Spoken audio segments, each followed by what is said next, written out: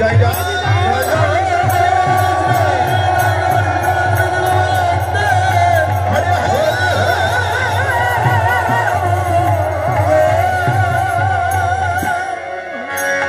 খুব সুন্দর,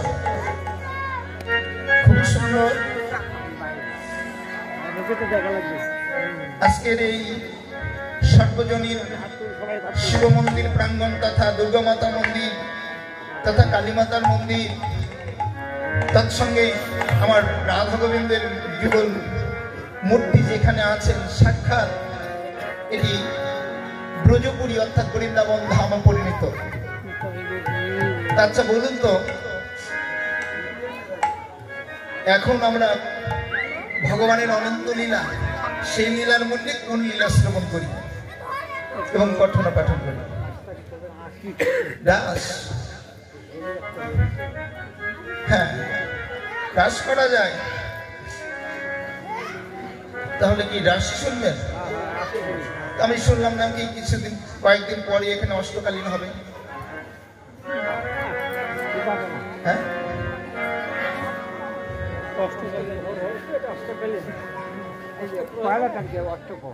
অষ্টপ্রহরের ভালো নামই হলো অষ্টকালীন।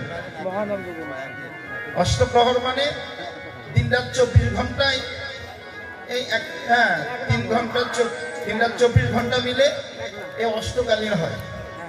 এর 3 ঘন্টায় একটি করে প্রহর। এই বৈষ্ণবীয় পদাবলীর ভাষায় 3 ঘন্টায় একটি করে প্রহর। হ্যাঁ, যাকে বলা হয় দণ্ড বা ঘন্টা।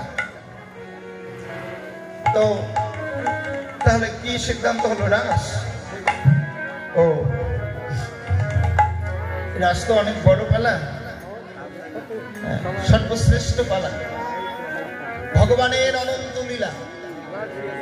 আপনারা অনেক বড় বড় কীর্তনিয়ার কীর্তন শুনেছেন। এই রসগোল্লা খেয়ে এই খটখটে বাতাসে আবার মিষ্টি লাগবে তো, তাই না? যদি কারো ভালো জিনিস খাওয়ার অভ্যাস থাকে, এই খারাপ জিনিস তো কাউকে ভালো লাগে না। তবে এটা সত্য, চিনি দিয়ে যদি হাতি তৈরি করে কোনো কারিগর, ওর লেজে কামড় দিলেও মিষ্টি, পায়ে কামড় দিলেও মিষ্টি, মাথায় কামড় দিলেও মিষ্টি, তাই না? কোনো মিষ্টির কারিগর যদি হাতি তৈরি করে না, দেখবেন ওর যেখানে কামড় দিন সেখানেই মিষ্টি। তদরূপ ভগবানের অনন্ত লীলা, অনন্ত লীলা, লীলার শেষ নেই। ভগবানের অনন্ত লীলা 64 লীলা সার। 64 লীলার মধ্যে অষ্টকালীন লীলা আরো সর্বসার। বুঝতে পেরেছেন? বুঝতে না পারলে মাথা ঝোঁকাবেন না। আর যারা বুঝতে পারে, কারণ সবাই বলে তো আর কত কীর্তন শুনবো, অনেকেই বলে, দেখুন মাঝে মাঝেই সবাই বলে এত কীর্তন হতে হয়, কানাকানি মুখে সবার বলা বলি হয় যে এত কীর্তন শুনবো, কত কীর্তন শুনবো, এত কীর্তন শুনেছে হয় সব জানে। কিন্তু কাউকে যদি জিজ্ঞেস করা যায়, মারে তুই তো গেলি কীর্তন শুনতে, তো বলতো কীর্তন কেমন হলো, লোকজন কেমন? বলি খালি লোক, এত লোক। হ্যাঁ, ও দেখলো কি? লোক দেখলো। কাউকে জিজ্ঞেস বলে কীর্তন কেমন হলো, বলে হলো, খুব নাচলো। কেউ বলে না না, নৃত্যই জানে না, নাচ জানে। আবার কেউ বলে না, আমি দেখলাম অনেক ভক্তের সমাগম। কেউ বললেন ভক্তের সমাগম, কেউ দেখলো ভক্ত, আর কেউ দেখলো লোকজন, কেউ দেখলো মানুষ, কেউ দেখলো নৃত্য। এবার কোনটা শ্রেষ্ঠ হলো বলুন?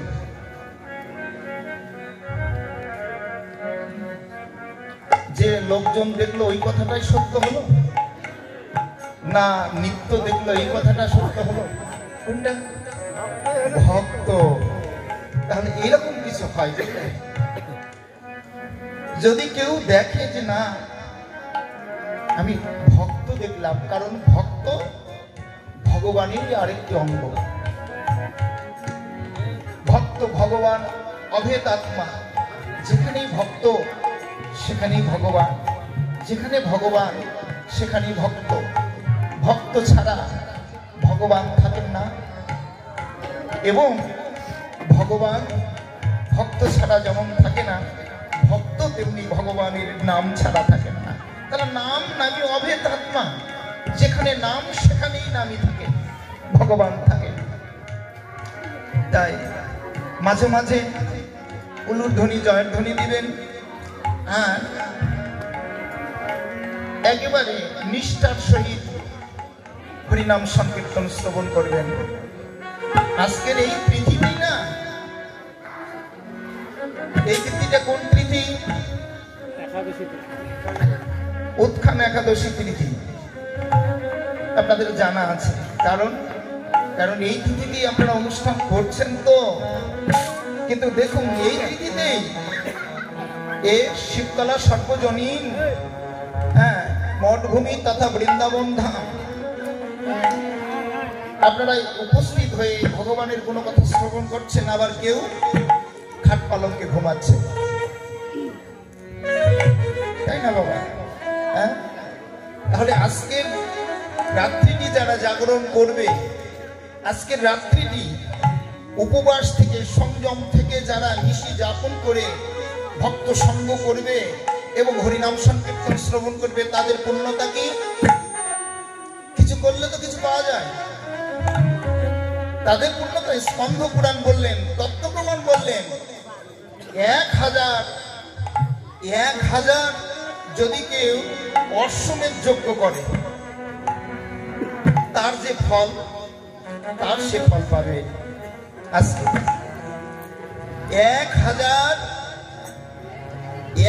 1000 একটি দুটি নয়, 1000 অশ্বমেধ যজ্ঞ করলে যতখানি পূর্ণতা লাভ হবে, আজকে এই উৎখান তিথিতে রাত্রি জাগরণ করে যারা ভগবানের কোনো কথা শ্রবণ করবে, তাদের তত বেশি।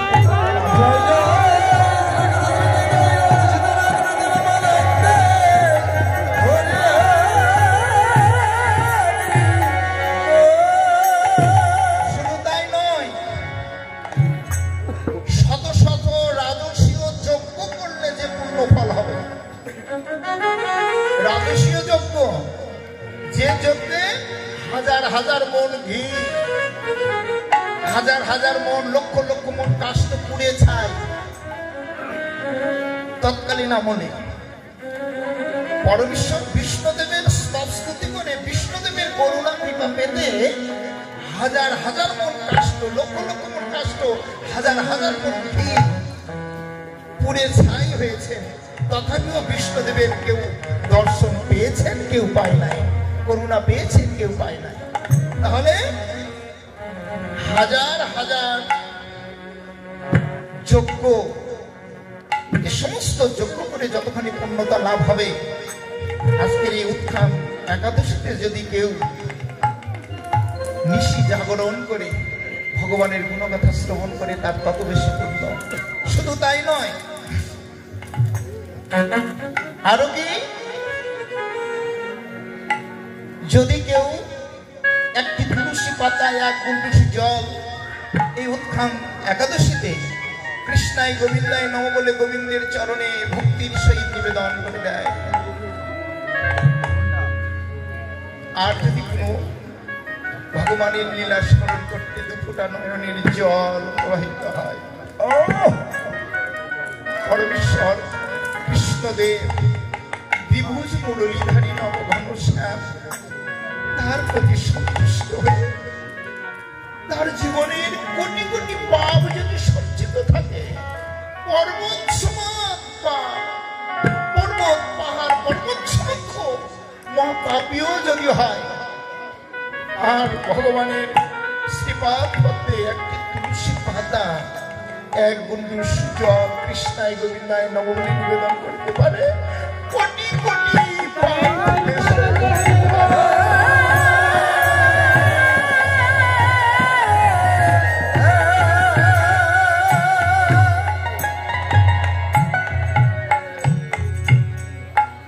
যদি দৈনন্দিন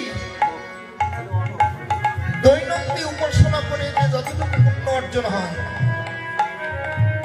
মানে আমরা তো প্রতিদিন দৈনন্দিন গোবিন্দ উপাসনা করি, 1 বৎসর স্তব স্তুতি করে যতটুকু পুণ্য অর্জন হয়, যতটুকু প্রেম ভক্তি অর্জন হয়, আজকের এই উত্থান একাদশী তিথিতে যদি কেউ ভগবানের চরণে পত্র পুষ্প নিবেদন করে, 1 বৎসরের প্রতিফল আজকে 1 রাত্রিতেই 1 দিবসে তারা পেয়ে যায়।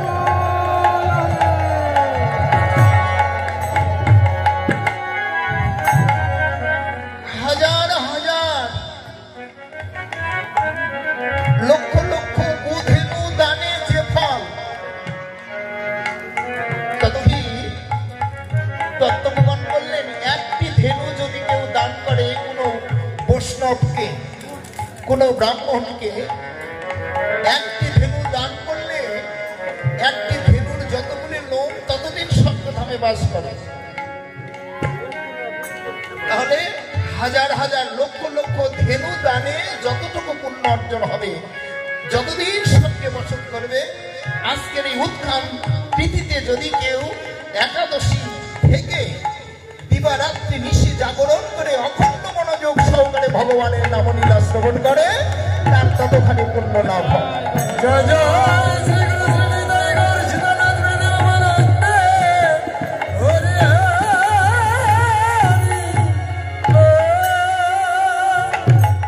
আজকের সেই শুভলগ্ন শুভ তৃতীয় সৌভাগ্যক্রমে আমাদের জীবনে আমরা পেয়েছি।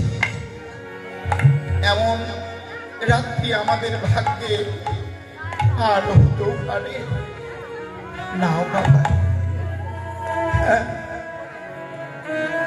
যে রাত্রি জাগরণ করলে যদি মনোবাঞ্ছা পূর্ণ হয়, ভগবানের চরণে কৃষ্ণ প্রেম ভক্তি অশ্রদ্ধাজনিত, যদি অশ্রদ্ধাজনিত কারো মুখে শুনেও যদি কেউ আজকের এই একাদশী তিথি পালন করে, কারো মুখ থেকে শুনে বলি দেখ সবাই করছে রে, তুই আজকে একটু একাদশী করে দেখ, এই যে অশ্রদ্ধাজনিত হয়েও কেউ যদি আজকের এই নিশিটি যাপন করে, একাদশী ব্রত পালন করে, তাহলেও তার হৃদয়ে কৃষ্ণ প্রেমের হৃদয় হয়। মা অশ্রদ্ধ পাষাণত্ব হৃদয় কেটে যায়, পাষাণ হৃদয়ে কৃষ্ণ প্রেমের হৃদয় হয়।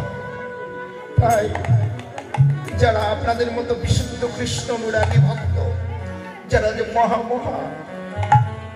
বৈষ্ণব, যারা মঠ মন্দিরে থাকে কিংবা যারা গৃহ থেকে আমার গোবিন্দের উপাসনা করে, যারা কৃষ্ণায় গোবিন্দায় নম বলে গোবিন্দের চরণে দুপুরে নয়নের জল সবে দিতে পেরেছে, আজকের এই দিবসে তাদের জীবনের যে সফলতা, তাদের জীবনের যে পূর্ণতা